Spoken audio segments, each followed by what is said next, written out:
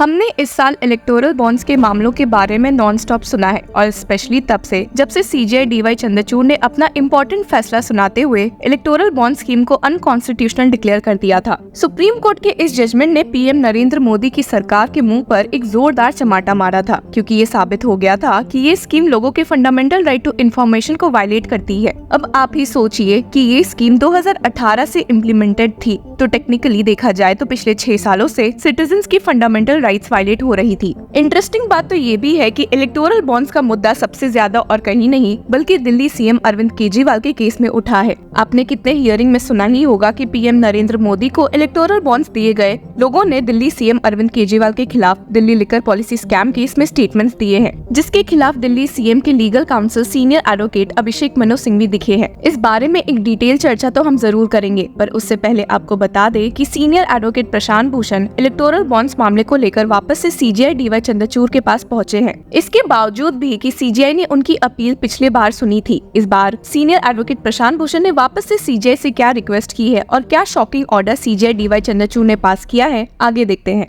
आपको ध्यान ही होगा कि पिछले हफ्ते ही senior advocate Prashant Bhushan CJI DY Chandrachud से अपनी एक प्ली लिस्ट करने की मांग कर रहे थे। ये पब्लिक इंटरेस्ट लिटिगेशन उन्होंने एडीआर की ओर से फाइल की थी, ये मांग करते हुए कि इलेक्टोरल बॉन्ड स्कीम के डेटा इनक्लोज होने के बाद से ये साफ दिखा है कि कंपनीज और इंडस्ट्रीज ने पीएम नरेंद्र मोदी की सरकार को अपने फेवर में ऑर्डर्स देने के लिए पैसे दिए थे और इसी में सुप्रीम कोर्ट द्वारा एक स्पेशल इन्वेस्टिगेटिंग टीम बननी चाहिए जो कि प्रॉपर जांच कर सके। Chief justice DY Chandrachud, justice JB Pardiwala और मनोज मिश्रा की बेंच ने लॉयर प्रशांत भूषण के सबमिशंस का नोट लिया था, क्योंकि उन्होंने कहा था कि पिछले कुछ महीनों में टॉप कोर्ट रजिस्ट्री को कई बार विजिट करने के बावजूद भी उनकी प्ली अभी तक लिस्टेड नहीं है। सीजेआई डीवाई चंद्रचूड़ ने पिछले हियरिंग में कहा था कि वे इस मामले को जल्दी लिस्ट करेंगे और वापस से सीनियर एडवोकेट प्रशांत भूषण आज सीजेआई के सामने जा पहुंचे हैं इलेक्टोरल बॉन्ड से जुड़े ही एक प्ली को लेकर। सीजेआई के सामने पेश होते हुए जब सीनियर एडवोकेट प्रशांत भूषण ने कहा कि the special investigating team which we had sought in the EB matter, तो सीजेआई ने सबको शॉक करते हुए कह दिया कि वे ये मामला मंडे 22 जुलाई को पिक करने वाले हैं। जी हाँ, आपने सही सुना।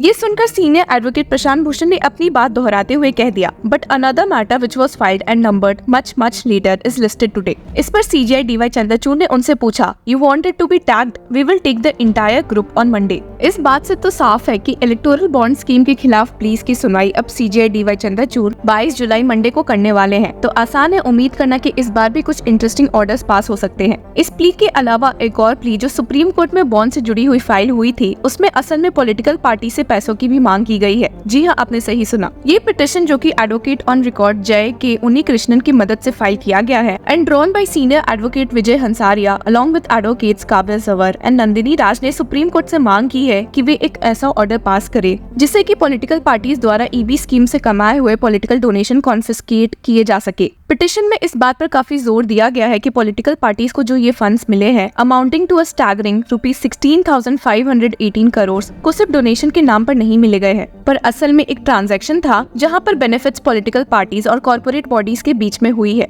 और इसी को मेंशन करते हुए the petition has also stated the political parties used electoral bond as a tool and method to extract money by conferring undue advantage to corporate houses by way of compromising their criminal prosecution और granting state largesse at the cost of public exchequer and against public interest. ऐसी ही कुछ मांग senior advocate Prashant Bhushan ने अपने petition में भी की थी, जिसमें उन्होंने कहा था कि गवर्नमेंट और इंडस्ट्रीज में क्विड प्रो को देखने को मिला है। The petition has stated the data shows private companies have paid crores of funds to political parties either as protection money for protection against agencies under the central government और as a bribe in return for undue benefits. In some instances, it has been seen that the political parties in power at the center or in states have apparently amended policies and or laws to provide benefits to private corporates at the cost of public interest and the public exchequer. आपको बता दूं कि electoral bond scam का नाम देते हुए in please ने authority से डायरेक्शन मांगी है वो शेल कंपनीज और लॉस मेकिंग कंपनीज के फंडिंग सोर्स की इन्वेस्टिगेशन करे जो वेरियस पॉलिटिकल पार्टीज को डोनेशन देती है,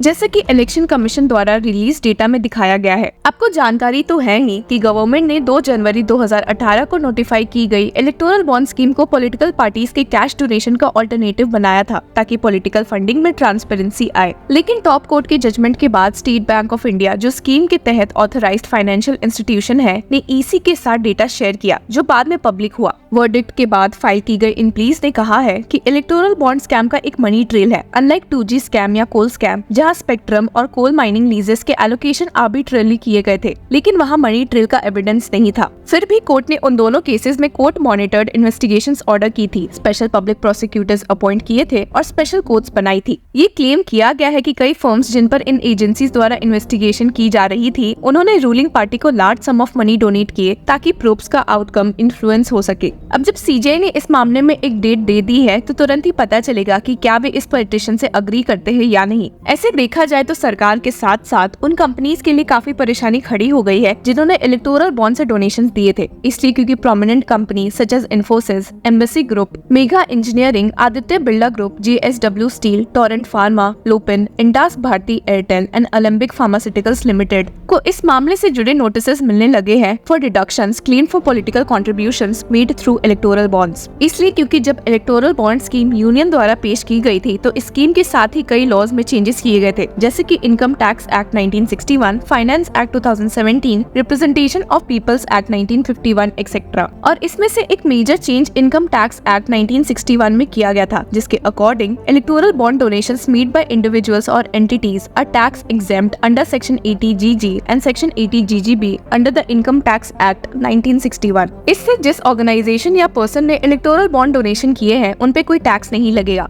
पर प्रॉब्लम अब यहाँ पैदा हो गई है कि जब सुप्रीम कोर्ट ने इस स्कीम को ही अनकॉन्स्टिट्यूशनल डिक्लेयर कर दिया है, तो उन 1300 एंटिटीज का क्या होगा जिन्होंने टैक्स एग्जेम्पशन का फायदा उठाते हुए पॉलिटिकल पार्टीज को डोनेशंस दिए थे। इस मामले में एक टैक्स एक्सपर्ट ने अपना व्यू पॉइंट रखते हुए कहा था कि administrative instruction is needed to be issued clarifying that those who made contributions as per the scheme past should not be subject to roving inquiries. जिसके साथ ही उन्होंने ऐड भी किया था कि इस मामले में टैक्स पेयर्स चाहे तो कोर्ट्स का भी सहारा ले सकते हैं रिट के माध्यम से। अब वीडियो की शुरुआत में हमने दिल्ली सीएम अरविंद केजरीवाल के मामले की बात की थी और कैसे उसमें भी इलेक्टोरल बॉन्ड्स का मामला उठता है। तो बात ऐसी है कि ईडी ने दिल्ली लिकर स्कैम की जांच करते हुए P Sarath Chandra Reddy and entrepreneur in the southern city of Hyderabad को अरेस्ट किया था। मामला यहाँ काफी इंटरेस्टिंग हो गया था जब 5 दिन के बाद ही Aurobindo pharma, a company in which Reddy is a director, bought electoral bonds worth 50 million rupees. All of those bonds bought by Aurobindo Pharma went to Modi's Bharatiya Janata Party, which encashed them on November 21. Just 7 months later, in June 2023, Reddy turned a state witness और उन्होंने फिर इस मामले में Delhi CM Arvind Kejriwal के खिलाफ statements दिए हैं। अब देखना ये है कि जब सीजीआई इस मामले को उठाएंगे तो असल में ये देश के लिए कितना हेल्पफुल साबित हो सकता है ये देखने में कि पीएम नरेंद्र मोदी ने इस स्कीम से कितने पैसे लिए हैं और कितनों को फायदा दिया है। Till then keep following law चक्रा।